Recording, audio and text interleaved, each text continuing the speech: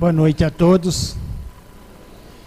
Enquanto que nós arrumamos aqui para passar o telão, eu quero aproveitar e convidar vocês para o dia 25 agora desse mês, é um domingo, no Centro Espírita Jerônimo de Mendonça, na cidade de Jardim. O Tadeu de Araxá é uma pessoa que todo ano em junho ele vem na nossa casa, e nesse dia 25 de junho ele estará presente. É um domingo às 17 horas, ou seja, 5 horas da tarde. E existe uma promessa da parte dele que esse ano ainda ele virá aqui nessa casa maravilhosa para dar uma palestra de terça-feira. Quem sabe nesse dia a gente já tenha definido, né, o que é que dia que ele possa vir aqui um mês, tá bom? Então vamos falar hoje, por que temos medo da morte?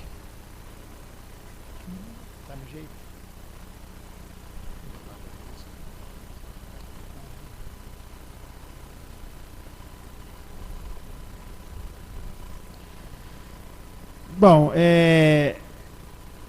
acho que a maioria tem medo da morte, né? Com algumas exceções, a maioria tem medo da morte. Foi feita uma pesquisa nos Estados Unidos e a pergunta era o seguinte: do que você mais tem medo? A grande maioria disse que tinha medo da morte. E, em segundo lugar, ficou falar em público. Só que falar em público, né? Pode ter medo, pode ser difícil, mas com treinamento, com algumas aulas, né, com alguns cursos, a pessoa acaba perdendo o medo. A primeira vez, a segunda, ele pode ficar amarelo, pode ficar vermelho, tremer as pernas, mas ele se arruma depois, né? Mas a morte, infelizmente, todos nós vamos passar por ela e nós precisamos estar preparados. Então, nós vamos apresentar alguns slides. Esse aqui mesmo é tirado do filme Nosso Lar. Quem aqui assistiu o filme Nosso Lar? Vamos ver. Quantas pessoas? Olha que maravilha. Muito bonito o filme. Então, o que nos leva a ter medo da morte? É a falta de conhecimento sobre o nosso futuro. Porque, por mais que a gente, de alguma forma, se prepara, não sabe como que vai ser do outro lado. Nós já vivemos há tantas vezes, já fomos e voltamos milhares de vezes e ainda não acostumamos. Porque nós esquecemos como é que foi da última vez ou das vezes anteriores. Mas eu vou citar aqui um pequeno exemplo. Quantos jovens, quantas pessoas não deixam seu país, principalmente o Brasil, e vai para os Estados Unidos, ou a Inglaterra, ou a França? Ele vai porque ele sabe que lá ele vai encontrar um futuro melhor. Então ele vai esperançoso, ele vai feliz, sonhando com um futuro melhor. Então nós não vamos morrer feliz porque nós não sabemos do nosso futuro, ou temos consciência de que não vai ser bom, né? Será que é isso? Falta de ter preparado para a morte. Quem de nós se prepara para a morte? A gente sempre acha que vai demorar, torce para demorar, faz planos para tentar, né, de alguma forma jogar para frente, mas um dia ela vai chegar. Estamos nós preparando para que quando esse dia chegar nós estejamos tranquilos e falar bem assim: ó Senhor, pode me levar porque estou preparado. Sei que hoje é meu dia e eu estou feliz por ter chegado esse dia. Quem de nós está nessa situação? A maioria fica buscando aquilo que é bom e que agrada, né? Aquilo que são as coisas materiais, as conquistas materiais, mas pouco buscam as conquistas espirituais. Outra coisa que nos leva a ter medo é a incerteza de onde nós iremos.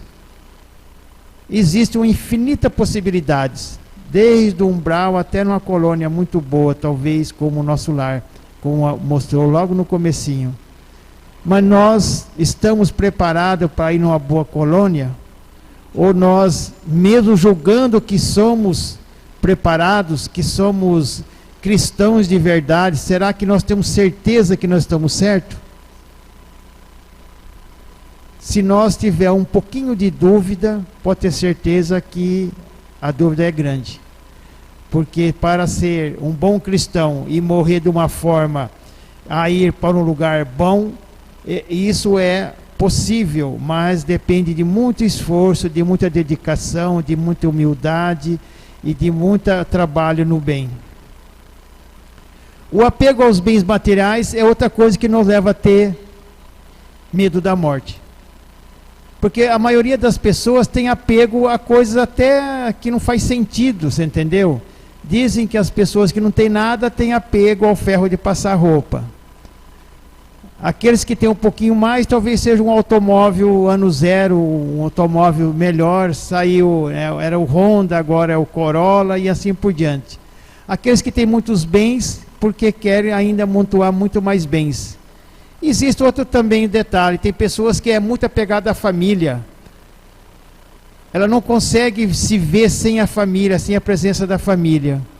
E isso faz com que a pessoa esteja no momento de deixar o corpo físico, mas ficam, de alguma forma, lutando para permanecer no corpo físico, porque gosta dessa ou daquela pessoa, gosta de todos.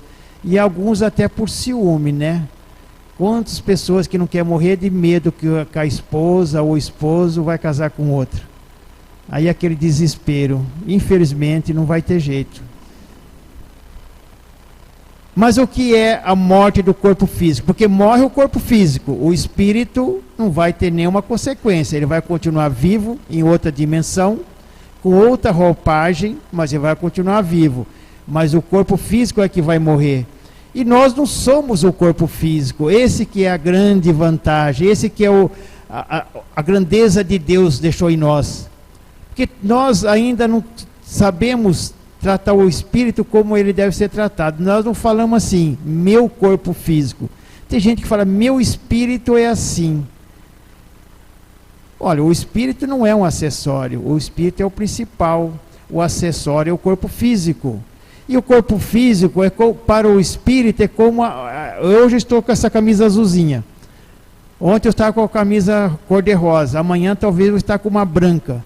Para o espírito é a mesma coisa. Hoje, né, meu espírito Antônio está nesse corpo. Quando eu vou estar em outra encarnação, eu vou estar em outro corpo, assim como já esteve em tantos outros corpos no passado. Então, o corpo físico é apenas a roupagem, a casinha, a moradia do espírito.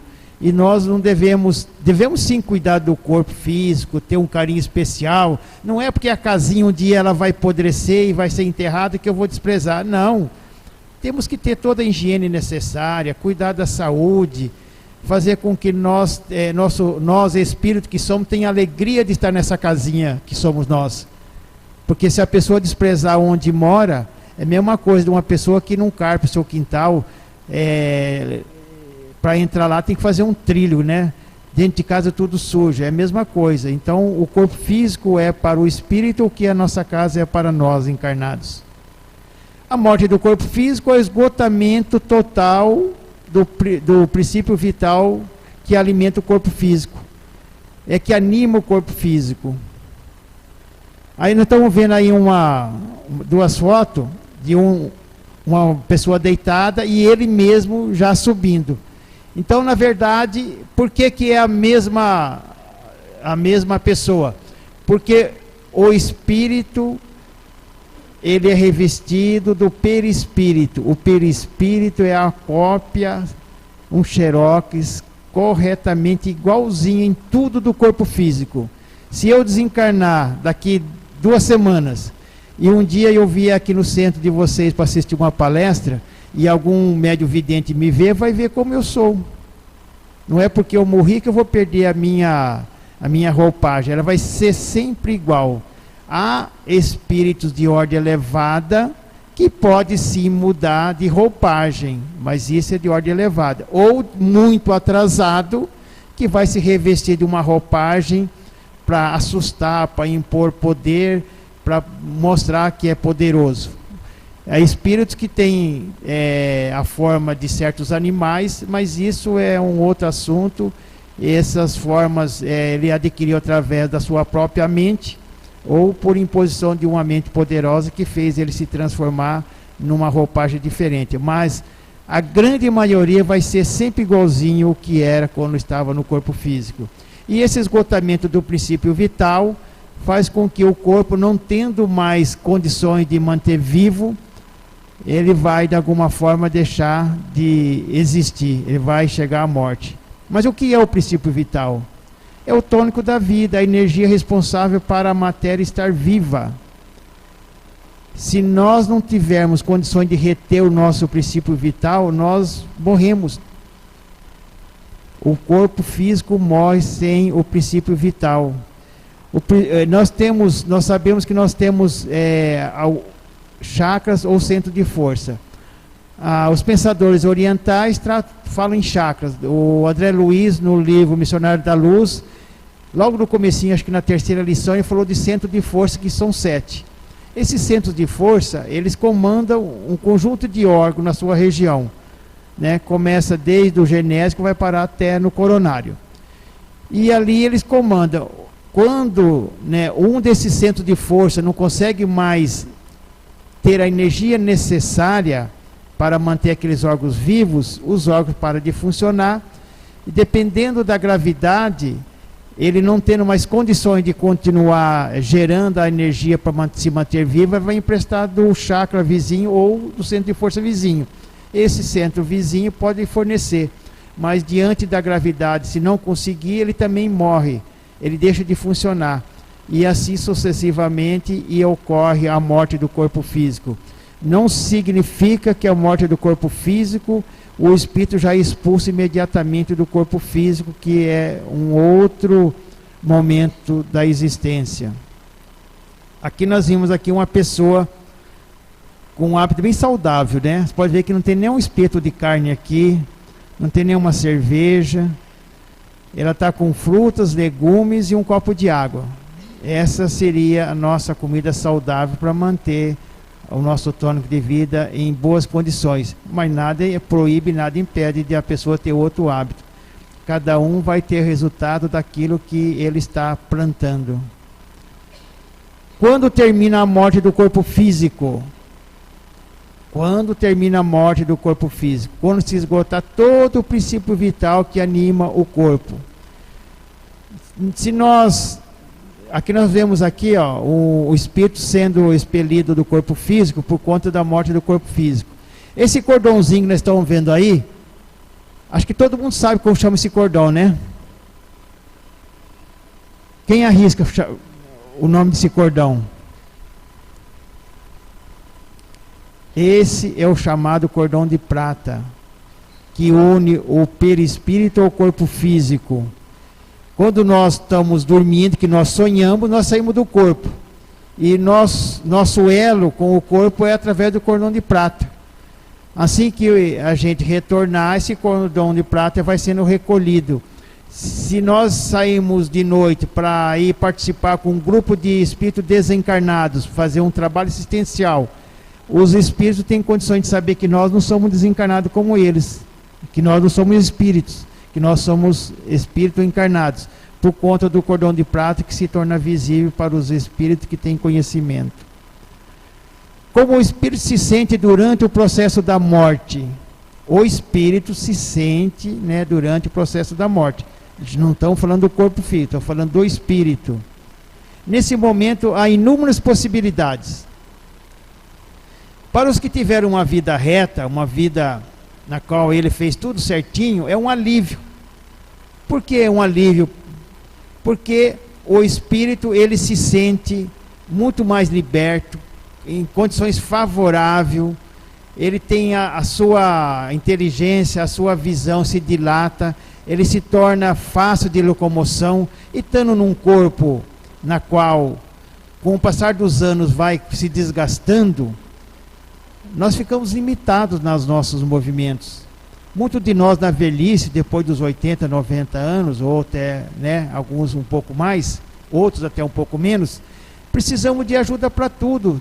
Muitos nem tomam banho, uns para comer tem que se pôr a comida na boca. Então nós ficamos presos numa situação em que a morte vai liberar o espírito e deixar o corpo físico, né, seguir seu caminho, e ele vai ser livre. Então, para aquele que tiver uma vida reta, com a morte, vai ser um alívio. Mas para os materialistas, é um enorme desespero. Por que um enorme desespero para o materialista? Porque ele, amando o que ele sempre amou, o que ele sempre viveu para isso, ele vê que está perdendo. Ele vai ver que não adiantou nada ele juntar todos os bens que ajuntou. Ele não vai ser mais possível a ter todas aquelas coisas que agradava a sua matéria. Ele vai ver que todas aquelas coisas que ele montuou, ele perdeu tudo. Então, para o materialista, um grande desespero. Porque tem gente que às vezes nem dorme direito, ou só pensa em realmente conquistar bens e mais bens. Esquece que um dia vai ter que morrer, vai ter que deixar tudo aquilo que conquistou e voltar com as mãos vazias para trás. E ainda vai voltar de forma até legal, né? Porque quando a gente nasce, todos nós nascemos nu e chorando, né? Diz que chora, eu não posso falar que é verdade, só ouço falar que chora quando nasce, para encher os pulmões. E quando a gente morre, a gente já leva, em alguns casos, um terninho novo, um sapatinho bem engraxadinho, você entendeu? Já é uma conquista, chegou nu e voltou com uma roupinha bem melhorada. Para o suicida, o arrependimento. Por que para o suicida o arrependimento? Ele não se matou porque ele quis, ele não se matou porque ele ia acabar com o sofrimento, mas quando ele está no processo da morte, ele vai ver que ele cometeu um grande erro, e aí ele se arrepende. A grande maioria dos suicidas, não posso dizer na totalidade, porque a gente não tem essa informação, mas a grande maioria se arrepende do ato que fez, mas aí não tem mais jeito. Muitos deles tentam novamente se livrar, né, do seu ato, principalmente por enforcamento, e não consegue. Mas infelizmente é o que ele procurou. O suicida, nós sabemos que ele faz isso para se livrar dos problemas. Infelizmente, quando ele se veja do outro lado, além de não eliminar o problema que ele julgava que ia eliminar, além de ele ter que viver com os mesmos problemas e agora aumentado e de forma muito violenta por conta do seu ato, de ter tirado a vida antes do momento certo, ele vai passar por um período curto para alguns e longo para outros, de sofrimento muito intenso. Em que momento ocorre o desligamento do espírito do corpo? O desligamento do espírito com o corpo. Que nós sabemos que nós somos ligados espírito ao corpo através de liames que unem célula a célula. O espírito não sai do corpo sem continuar a sua ligação. Porque se nós vimos lá naquele outro desenho que tinha aquele cordãozinho, se esse cordãozinho por algum motivo rompesse, que isso não acontece, não tinha mais como voltar para o corpo físico. O espírito jamais conseguiria realmente o elo com o corpo. Então, o que nós estamos perguntando, em que momento ocorre esse desligamento na qual o espírito deixa o corpo físico sem ter condições de voltar a habitar o corpo que ele habitava? Não tem regra geral. Depende da evolução e o merecimento do espírito. Não é todos os casos iguais. Todos nós temos uma digital. Ela é única. E diz que toda morte é igual à digital. Não é duas iguais. Pode ser muito parecida, mas iguais jamais. Uns por merecimento é desligado no momento antes da morte do corpo. Por quê? Uns por merecimento é desligado antes. Porque teve uma vida correta, uma vida exemplar. E quem realmente faz por merecer vai ter o direito a receber os bônus que ele adquiriu, que ele juntou. Aqui nós estamos vendo aqui uma cena em que tem um senhor de branco, provavelmente deve ser o médico, a esposa e duas crianças e uma pessoa deitada. Mas nós estamos vendo ele sendo abraçado por um outro, um atrás na maca, outro espírito atrás, e ele sendo conduzido na maca. A família está aí, ele já deixou o corpo físico. O espírito deixou o corpo físico, não está significando que ele já está desligado completamente do corpo físico, que é outro momento.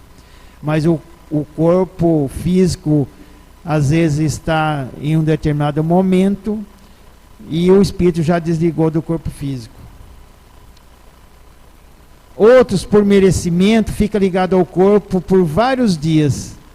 Imagina como é ter morrido e permanecer ligado ao cadáver já se deteriorando.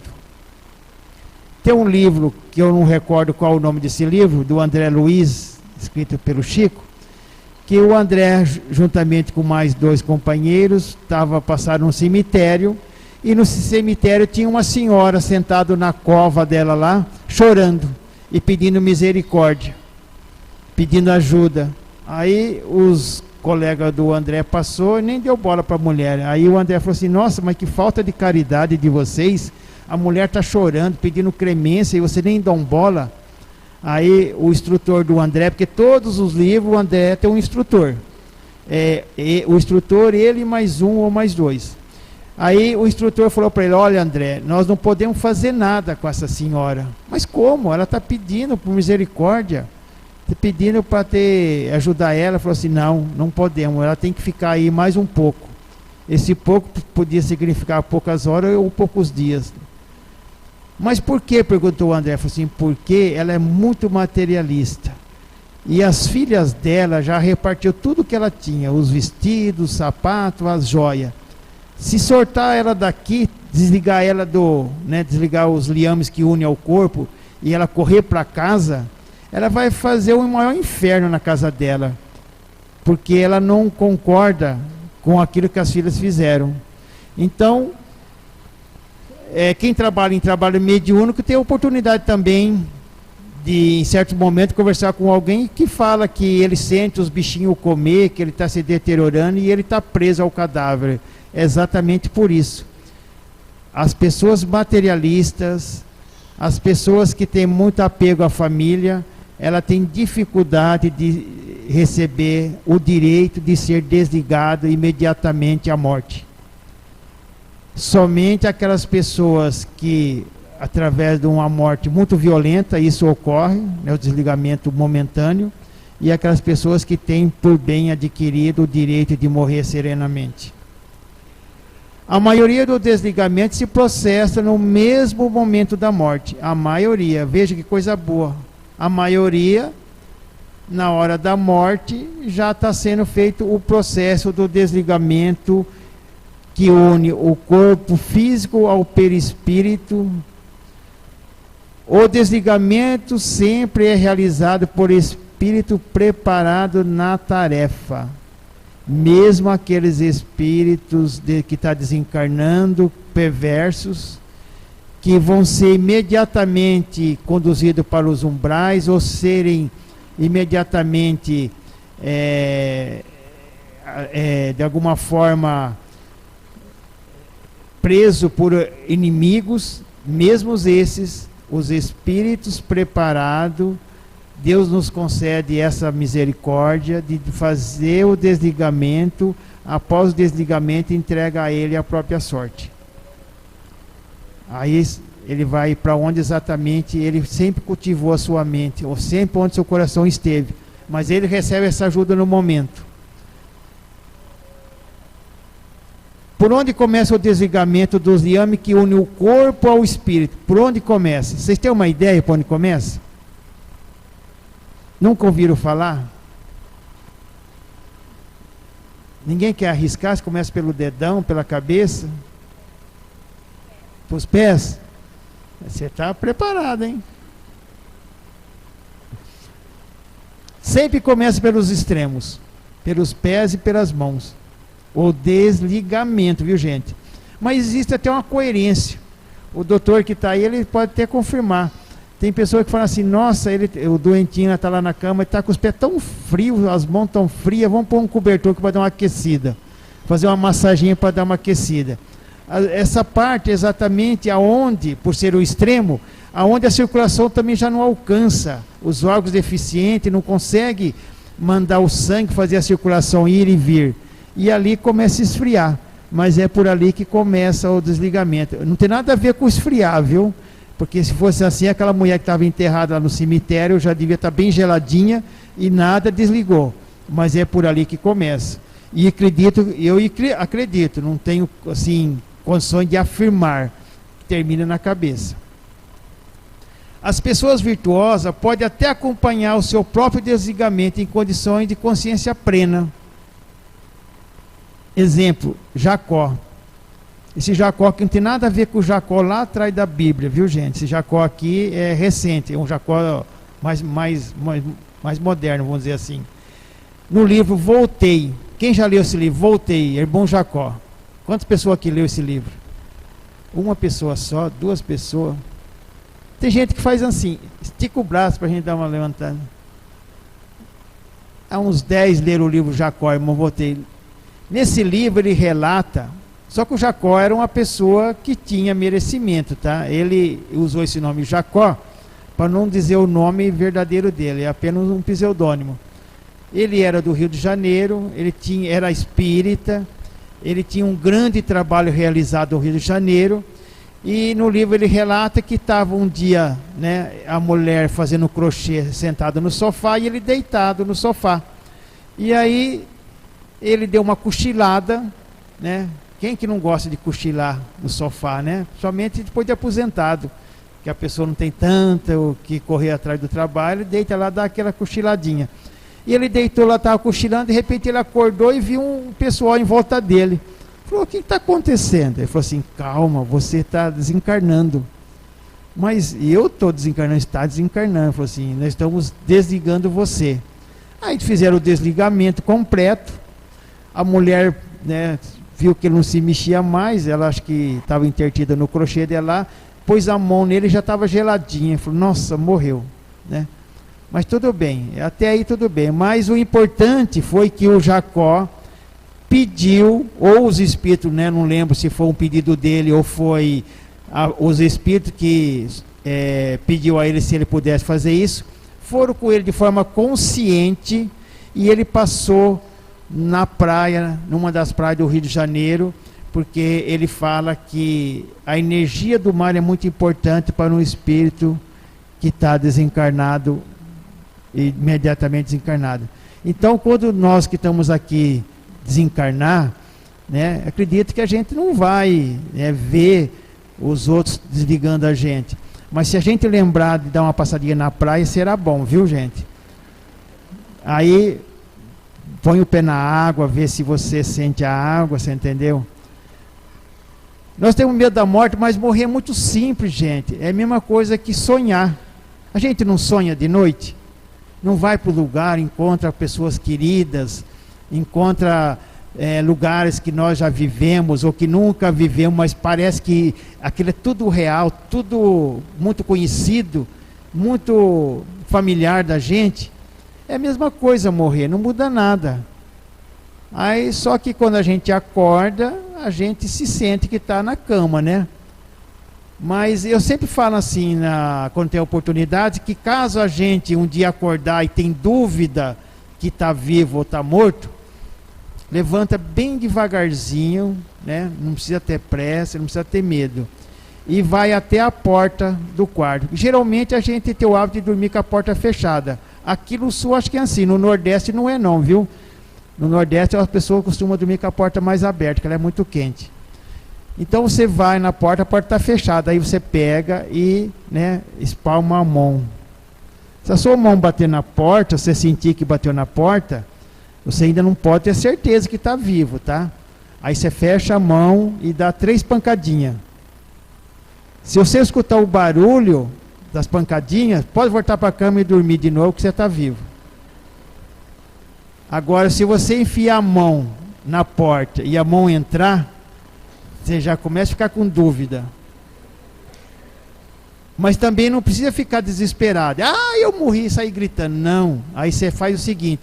Você enfia a cabeça e olha do outro lado. Se a cabeça passar e você vê o corredor, aí você já pode sair correndo. Você já morreu. É uma coisa, uma técnica até assim fácil, né?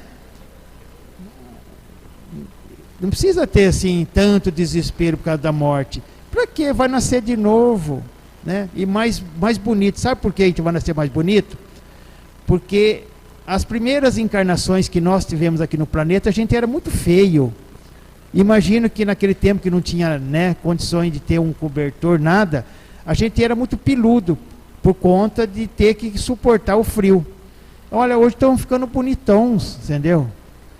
Daqui umas, sei lá quantas mil encarnações, levantou um atleta de verdade. Vai ganhar qualquer concurso de Miss Universo. Qual a duração do desligamento? A duração que demora para a hora que começar a desligar o corpo do perispírito. Qual a duração? Ela é variável. Depende do tipo de morte. Suicida. O suicida é um tipo que nem todos os casos é iguais, mas muito suicida ainda fica preso ao corpo físico por algum período indeterminado. Nunca encontrei na literatura espírita que é de 1 hora ou de 1 mês para fazer o desligamento desse ou daquele desencarnante. O materialista também demora bastante para fazer o desligamento, porque ele não quer de jeito nenhum morrer, ele quer permanecer aí naquele corpo. Morte por medicamento letal, essa demora bastante também para fazer o desligamento. Eu estou falando, é o período que dura para desligar, não é desencarnou, vai ficar 3 ou 4 dias, 5 dias ainda ligado ao corpo físico, aí vem os espíritos fazer o desligamento. É desse momento que eu estou falando de fazer o desligamento. O acidentado, depende do tipo do acidente.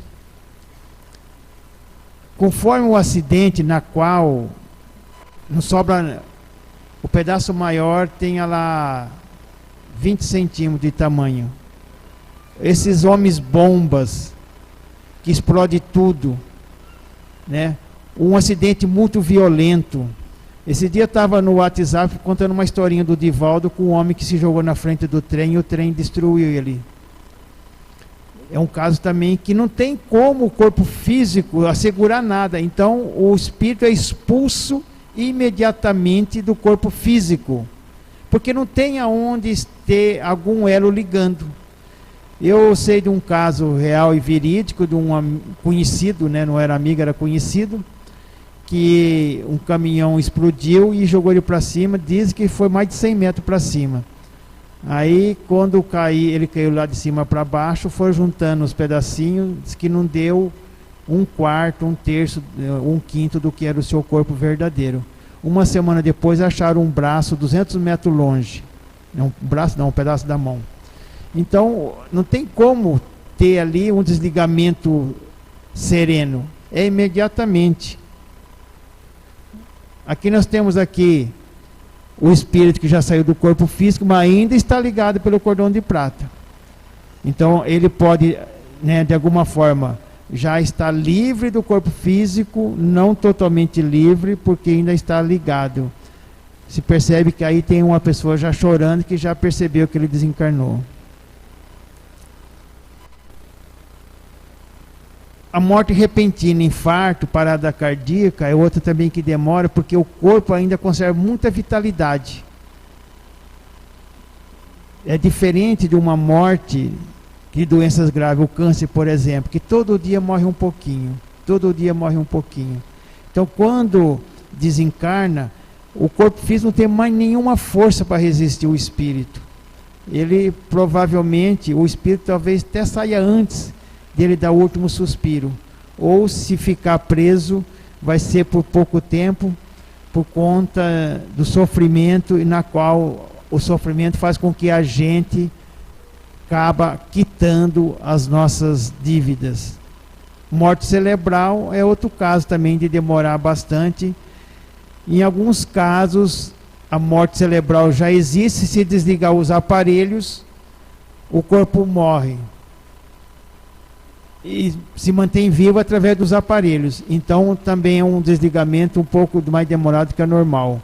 A morte natural seria a morte mais gostosa de realmente desencarnar.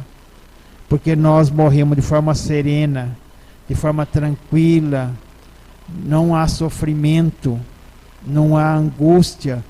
Nós estamos aí sentindo que estamos morrendo, e provavelmente muitos morrem fazendo oração e agradecendo a Deus por ter dado a oportunidade de habitar aquele corpinho.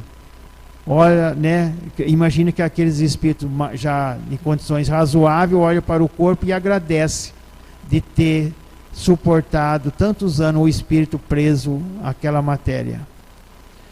Há sofrimento no momento da morte? Não estou falando de dor. Dor é uma coisa, sofrimento é outra. Por exemplo, a angústia, né, a saudade faz a gente sofrer, mas não é uma dor. Nós estamos falando de sofrimento. Para um, sim, há sofrimento sim, viu, gente? Não vai pensar que morrer é assim tão belezura, não, que não é não. Porque estão apegados aos familiares e aos bens materiais. Então esses sofrem, porque eles não querem deixar o convívio, não querem deixar aquilo que ele adquiriu, não querem deixar aquilo que ele julga que é seu, e sofre por isso. Para outros, uma sensação de alívio por deixar uma carcaça enferma. Como eu falei um pouquinho antes, um corpo de 90 anos, que já para se locomover é através de andador, de bengala ou de cadeira de roda. Outros que estão na cama enfermo, que já faz algum tempo que não levanta. Deixar essa carcaça enferma e ser livre para poder ir e vir, entendeu? É um alívio. E nós temos que aceitar isso com muita alegria. A maioria passa por um momento de torpor e nada vê, nada sente. A maioria chega a esse ponto. Na hora da morte, ele entra como se estivesse num sono muito profundo. Ele não sabe se está sonhando, se é verdade, se aquele é um pesadelo, mas entra no estado de torpor. Então nada vê, nada sente. Alguns vão acordar alguns dias depois, muitos deles já em lugares onde foram socorridos e onde serão a sua nova residência. E para onde vamos após a morte? Aí é uma pergunta bem ampla, né? Aqueles que viveram respeitando as leis universais do Criador serão encaminhados às colônias espirituais compatíveis com a sua evolução. Por que compatível com a sua evolução? Porque nós temos, segundo aquilo que a gente já estuda, que aqui uma certa distância, também não se sabe que distância, existem as colônias de socorro. Mais para cima um pouco, as colônias já melhoradas. E quanto mais para cima se for, são as colônias aonde são reservados aos espíritos mais evoluídos. Eu lembro de uma fala do Chico após seu desencarne, que ele falou mais ou menos assim, que ele procurou não se distanciar muito da Terra, porque ele tinha um grande carinho por muitos e muitos amigos. Então, quanto mais ele estivesse próximo desses amigos, mais ele se sentia feliz. Então ele quis mais ou menos dizer que ele poderia sim ser conduzido para uma colônia mais elevada, mas ele preferia ficar numa colônia mais próxima da Terra para estar mais perto daquelas pessoas que ele amava. Agora, isso não é para todos, né? Aqueles que pouco fizeram de bem ou nada fizeram, pode continuar por aqui mesmo, inclusive voltando ao lar. Existe muitos e muitos maridos ou mulheres ou filhos, né? Mas a maioria é maridos. Por que marido? Porque sempre, né? Sempre não, a maioria dos homens morre primeiro. Se prestaram atenção? Se você, no seu ciclo de amizade, você conta quanto viúvo tem e conta quantos viúvas tem, né? Os homens morrem primeiro. Deve existir alguma coisa que isso faça ser real. Eu desconheço. Mas vamos dizer que seja o homem. Então ele é ciumento, ele vem para casa vigiar a mulher. Eu lembro que tinha isso faz tempo, viu, gente? Porque jamais falaria isso se a pessoa estivesse por aqui. Que tinha uma mulher, ela é médium inconsciente. Médium inconsciente é aquele que dá a comunicação e não sabe nada que aconteceu. E várias vezes o marido dela comunicava por ela. E ele falava que ele não deixava ela namorar com ninguém, que mulher tinha que continuar em casa, mulher casada tinha que ficar em casa. Aí eu falava, mas você já morreu, você sabe que você morreu, você não deixa ela sair? Não, eu morri, mas ela continua casada comigo. Eu não saio de perto dela de jeito nenhum, por nada, ele falava. Entendeu? Um dia eu falei assim para ele, eu vou contar para ela que é você que fica perturbando ela, que ela sempre contava uns sonhos, umas visões, ela falava que parecia que tinha gente sempre perto dela. Eu falei, eu vou contar para ela, falei, se você fazer isso, você não sabe o que eu vou fazer com você. Você não faça isso que vai se arrepender. O que eu fiz? Não falei nada. Eu não sabia o que ele ia fazer comigo. Já pensou assim? Ele estava perseguindo ela, não queria que ela arrumasse namorado, tal é que ela não arrumou, coitadinha. Ela se manteve fiel, né? Cuidou das filhinhas delas e hoje, graças a Deus, são pessoas de sucesso e muito bem. Mas eu não falei nada para ela, até hoje ela não sabe, da minha boca ela nunca vai saber. E com isso ele não vai poder fazer nada, né? Porque eu não vou trair o pedido dele. Os materialistas, os que não respeitaram as leis divinas, serão conduzidos para um lugar horrível chamado umbral. Os católicos falam inferno, né? Nós chamamos de umbral. Não muda nada, viu, gente? Sem umbral, sem inferno, não muda nada. Deve ser horrível do mesmo jeito, né? Então são aquelas pessoas que só fizeram mal, que não fizeram nada de bom, que só odiaram, que nunca amou, que nunca respeitou as leis. Os viciosos, criminosos de vida irregular serão entregues à sua própria sorte e se juntarão a espírito com a mesma imperfeição. Então, vamos dizer assim, aquelas pessoas que têm vício com droga, provavelmente eles vão ser, assim que desencarnar, já vão ser conduzidos a viver com aquelas falanges de espíritos que têm a mesma necessidade. Porque não é porque morreu, gente, que vai largar o vício, viu? Tem muitos que têm hoje o vício, pessoas encarnadas, porque eles são sócios dos desencarnados. Nós pagamos um imposto muito caro por um cigarro, uma cerveja, e bebemos dia meia, e fumamos dia meia. E a gente ainda fica tão feliz. Os suicidas, na sua maioria, serão conduzidos ao vale do suicida. Na doutrina espírita, na literatura, fala que existe um lugar onde são destinados aos suicidas. E ali o sofrimento é horrível, porque o arrependimento é muito grande. Mas muitos deles, que ainda tinham uma longa caminhada pela frente, não suportaram o momento difícil, o desespero, e tentaram acabar com o problema e adquiriram um problema muito maior. Qual a melhor religião para ir para um bom lugar? Quem que é a melhor religião? Vamos citar 3, que é o que nós temos aqui na cidade. Ser espírita, ser católico, ser evangélico. Qual que é a melhor das 3?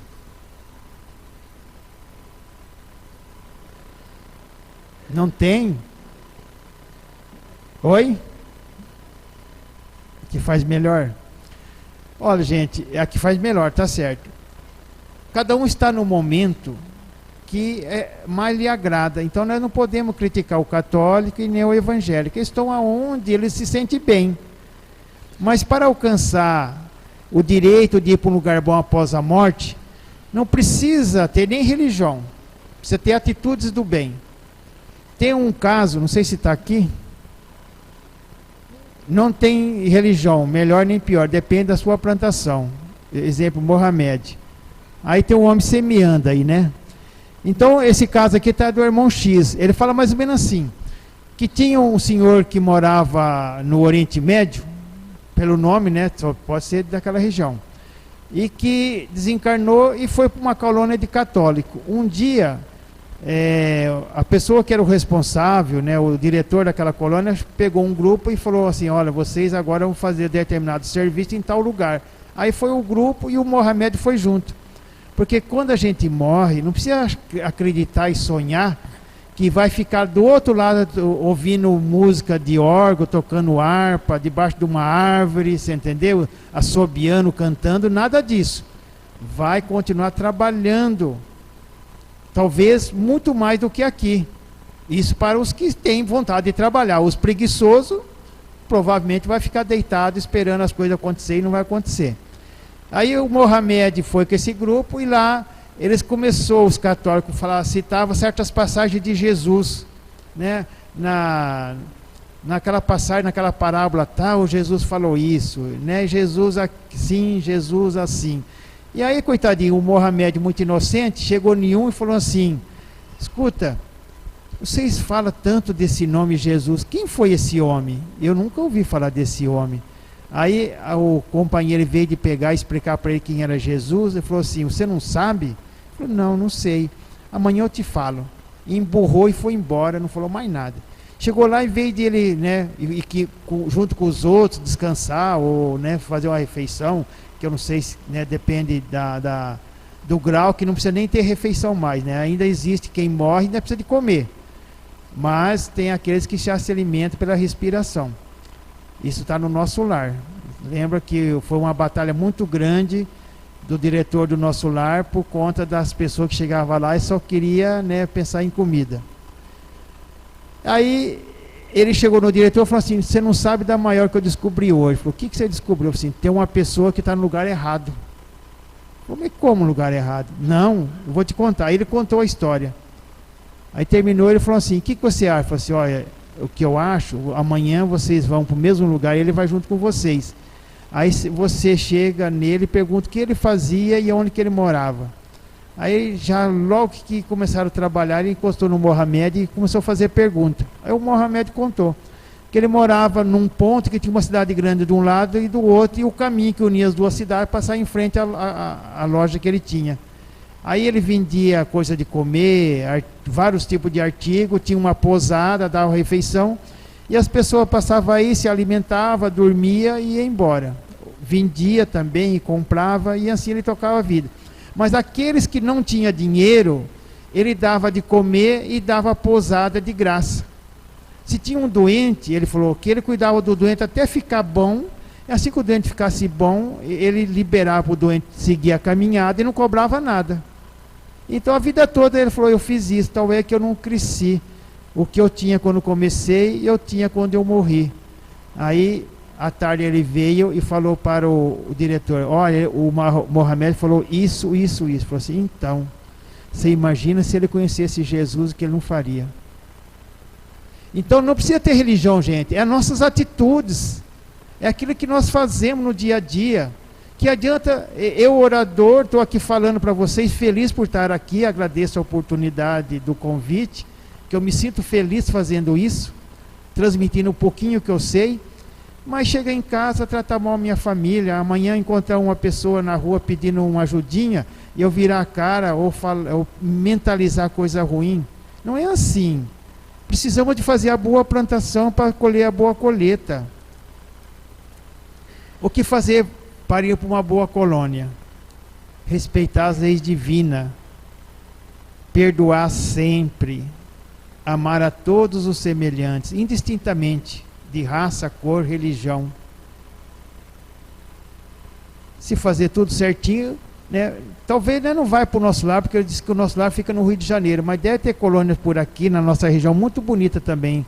Talvez nem tanto quanto o nosso lar, mas provavelmente vai ser muito bonito se nós chegar ao merecimento de ir para uma colônia dessa. Fazer a caridade, principalmente aquelas pessoas, aquela que alivia a dor. Porque tem muito tipo de caridade, mas a que alivia a dor é uma das mais importantes.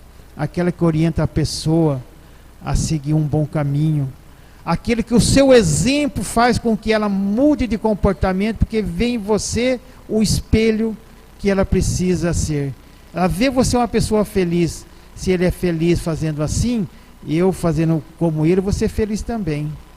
Ser sempre humilde, isso é muito importante. Que tem pessoas, porque tem um certo cargo, ou tem uma certa posição, às vezes ela não tem posição nenhuma, ela é apenas dona de casa e vai ter uma empregada.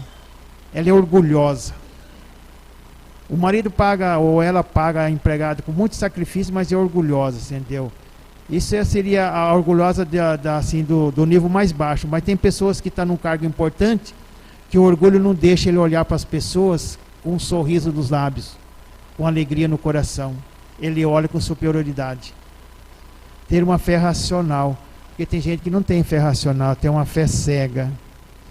Aí, ó, esse aqui é outro pedacinho do filme Nosso Lar, na qual eles estão aqui, nesse momento, eu acho que estão ouvindo música. Se a gente conseguir chegar num lugar como esse, vai ser muito bom. O que o Centro Espírita pode oferecer para seus seguidores, que nós que estamos aqui, desencarnar melhor? O que ele pode oferecer? Dar oportunidade de estudo. Todas as casas espíritas têm estudo. Cabe a você, cabe a mim, aproveitar isso e estudar realmente. Eu vou fazer uma pergunta aqui, me perdoa. Quem daqui já leu esse ano 5 livros? Nós já estamos em junho. 5 livros. Você vê que o índice é muito baixo. E os outros, por que não lê? É importante. Ler faz você descobrir coisas novas. Muda a sua cabecinha. Mas cada um quer morrer de um jeito, né, gente? Quem quer ler bastante tem que aproveitar e se melhorar. E aqueles que não lê tem que se melhorar sem ler.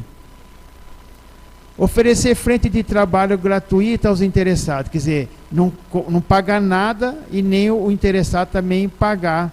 Nem o centro pagar e nem o interessado pagar para trabalhar.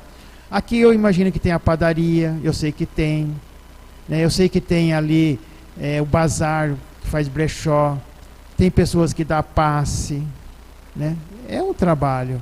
Tem pessoas que tem o Desate, que chama aqui o grupo, né? Ô, Mário. Toda segunda-feira, né? Então, são inúmeros os trabalhos, mas ainda nós aprendemos a ser católico. O católico vai na igreja, assiste a missa e toma a hóstia e volta para casa. E nós vem aqui na Casa Espírita, assiste a palestra, toma água fluidificada e toma o passe. Aqui já tem algo de melhor, o passe, né? Vamos dizer que a água é a hóstia e na igreja não tem o passe, mas aqui nós temos, e volta para casa. É pouco, é pouco. Precisamos melhorar. Valorizar quem demonstrar interesse em se melhorar. Nós precisamos, nas casas espíritas, os dirigentes de grupo, ver quem tem interesse e aproveitar aquela pessoa interessada, para que ele possa ter o direito de crescer. Porque se ele ficar sempre, né, para escanteio, como se fala na linguagem popular, ele, coitadinho, não vai aproveitar muito. Ele precisa de crescer através das oportunidades. Acolher a todos sem julgar o passado. Exemplo aqui, Maria de Magdala. Porque às vezes a pessoa chega e fala assim, eu gostaria tanto de aprender a dar passe. Aí o outro fala assim, esse cara aí, já matou um, faz 5 anos que saiu da cadeia. Entendeu? Será que ele pode? Maria de Magdala, todo mundo sabia que ela era uma pessoa imperfeita. Mas todo mundo ficou sabendo que Jesus foi a pessoa que ele mais amou. Mas amou por quê? Porque ela tinha suas imperfeições e para poder chegar ao nível de merecer a mensagem de Jesus, ela fez o maior esforço possível para se moldar o novo momento. Ela fez um enorme esforço. E Jesus o amava de verdade e não amou errado, porque foi uma das poucas trabalhadoras de Jesus que depois que Jesus foi crucificado e voltou para a pátria espiritual, ela continuou ao lado de Maria, mãe de Jesus, e foi trabalhar no Vale dos Leprosos, mesmo sabendo que ali um dia a lepra ia consumi-la. E ela é uma pessoa que tinha uma beleza extrema. Então, ninguém está falando que todo mundo é Maria de Magdala, mas cada um está na sua posição, no seu nível. E nós precisamos de não ver o passado. Porque se for olhar o passado, nós estamos no mesmo barco, ou nessa encarnação ou nas outras fomos iguais ou pior. Então nós precisamos de valorizar essas pessoas. E assim nós vamos ser o bom exemplo. E eu digo obrigado a todos pela oportunidade.